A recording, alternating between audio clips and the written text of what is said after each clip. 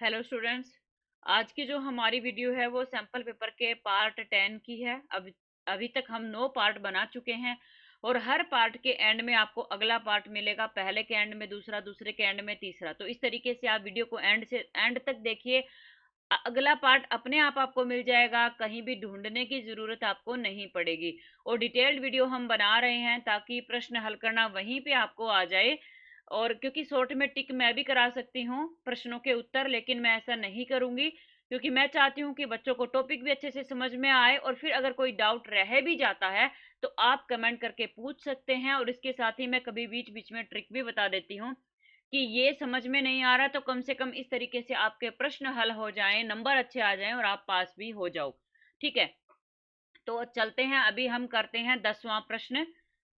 इसके साथ ही बेटा प्लीज चैनल को सब्सक्राइब जरूर कर देना। आप जब सब्सक्रिप्शन करते हैं ना, तब हमें बहुत ज़्यादा मोटिवेशन मिलता है और लगता है कि हमें बच्चों के लिए और ज़्यादा मेहनत करनी चाहिए कि हमारे ऊपर इतने बच्चे डिपेंडेंट हैं। ठीक है, तो प्लीज़ प्लीज़ चैनल को सब्सक्राइब जरूर कर देना क्योंकि मैक्सिमम मैक्सिमम जो 90% बच्चों ने चैनल को सब्सक्राइब नहीं किया हुआ है, तो प्लीज़ चैनल को सब्सक्राइब जरूर कर लीजिए। आगे बढ़ते हैं, प्रश्न करते हैं। सबसे पहले प्रश्न का टॉपिक पढ़ लेते हैं। यहाँ पे लिखा है मंजूषायाम प्रदत्तई उचितई अव्यपदई अधोलिखित वाक्येषु रिक्त स्थानानि पूरयत। कि मंजूषा में नीचे अव्यय लिखे हुए हैं और उनसे आपको रिक्त स्थान भरने हैं।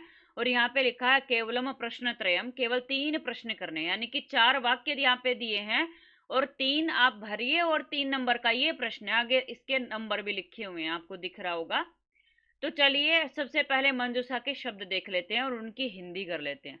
बेटा अव्यय की कहानी ये है कि आपके सिलेबस में लिख करके गिने चुने अव्यय दिए गए हैं। आप उन अव्ययों का मीनिंग याद कर लीजिए। ठीक है, मीनिंग याद करने से ही आपके बहुत सारे अव्यय जो हैं वो हल हो जाएंगे। और दूसरा, हमने अव्यय की वीडियो बनाई हुई है, तो आप वो वीडियो भी देख सकते हैं। इससे भी आपके प्रश्न जो हैं वो हल हो जाएंगे, क्योंकि हम जब टॉपिक कराते हैं तो नीचे प्रश्न कैसे हल करना है वो भी बताते हैं, तो आपको फिर दिक्कत नहीं होगी।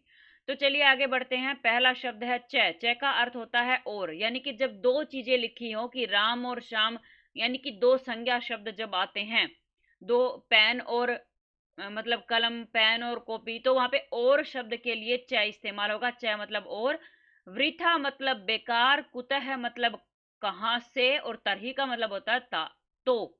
अब यहाँ पे 4 शब्द दिए, 4 में से एक शब्द है प्रश्नवाचक कुतः।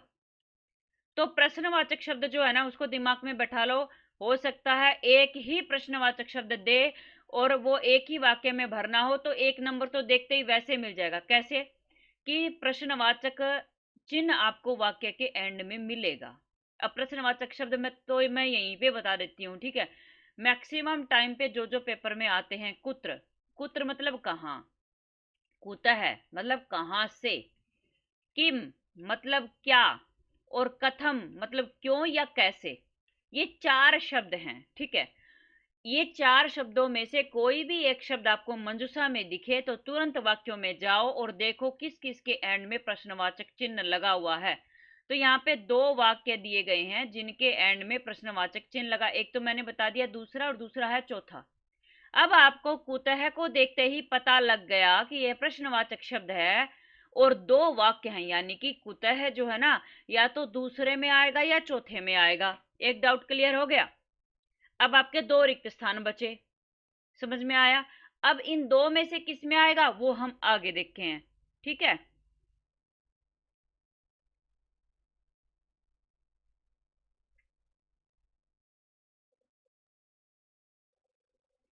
तो पहला हमारा वाक्य है केचित अंबोदाहा रिक्त स्थान गर्जंती। अंबोदा मतलब बादल, कुछ बादल रिक्त स्थान गर्जंती गरजते हैं। तो यहाँ पे आपको रिक्त स्थान में भरना है क्या, कि कुछ बादल गरजते हैं। आपको मीनिंग बता दिया है। च, क्या ये सेट बैठेगा कि कुछ बादल और गरजते हैं। अगला है वृथा, कुछ बादल बेकार में गरजते हैं। कुछ बादल कहाँ से गरजते हैं, कुतः मतलब कहाँ से, और कुछ बादल तो गरजते हैं। तो क्या सही बैठ रहा है, मीनिंग आएगा ना तो आसान होएगा, तभी भर पाओगे। तो दूसरा में आएगा, दूसरा जो आपका शब्द है ना वृथा, वो यहाँ पे आएगा कि कुछ बादल जो है ना वो बेकार में ही गरजते हैं। ठीक है, वृथा आप यहाँ पे भरोगे।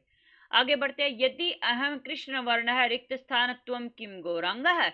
यदि मैं कृष्ण वर्ण है काले रंग का हूं रिक्त स्थान त्वम किम गौरांग है, क्या तुम गोरे रंग के हो। तो देखिए प्रश्नवाचक चिन्ह मैंने बताया ना, दूसरे और चौथे में से एक में भरना है आपको कुतः। ठीक है, प्रश्नवाचक चिन्ह पे आ जाते हैं पहले। तो देखिए ये जो किम शब्द है ना, मैंने 4 शब्द बताए थे उनमें से एक किम है, तो यहाँ पे तो किम लिखा हुआ मिल गया आपको। तो आपका डाउट क्लियर हो गया कि कुतः कहाँ आना है। कुतः आपका चौथे रिक्त स्थान में आना है। बताऊंगी मीनिंग भी, अभी वेट करो। तो एक चीज तो यहाँ पे क्लियर हो गई कि इसके तो अंदर ही दे दिया प्रश्नवाचक चिन्ह, तो इसमें तो कुतः आएगा नहीं। ठीक है, एक तो इस तरीके से आ गया। अब दूसरा क्या है वो मैं आपको यदि अहम कृष्ण वर्ण है, क्या मैं काले, यदि मैं काले रंग का हूं तरही, तो यहाँ पे आएगा तरही। तो तुम क्या गोरे रंग की हो, क्या गोरी हो। तो यहाँ पे बेटा देखिए वाक्य के शुरू में यदि दिया है, यदि, तो यहाँ पे आएगा तरही, क्योंकि यदि और तरही जो है ना वो जोड़े में आते हैं। मतलब यदि अगर आया है वाक्य में और फिर अगर रिक्त स्थान दिया है तो उसमें निश्चित रूप से आपका तरही आएगा। ठीक है, निश्चित रूप से तरही आएगा। और मैक्सिमम टाइम वाक्य के शुरू में ही यदि ये मिलेगा, तो ये दिमाग में बैठा लो कि वाक्य के शुरू में अगर यदि मिला है तो और दोबारा फिर रिक्त स्थान दिया गया है तो वहां पे तरही आएगा, क्योंकि यदि और तरही का जोड़ा है, वो जोड़े में ही इस्तेमाल होते हैं। जैसे यावत और तावत का जोड़ा होता है, मतलब यावत मतलब जब तक, तावत मतलब तब तक।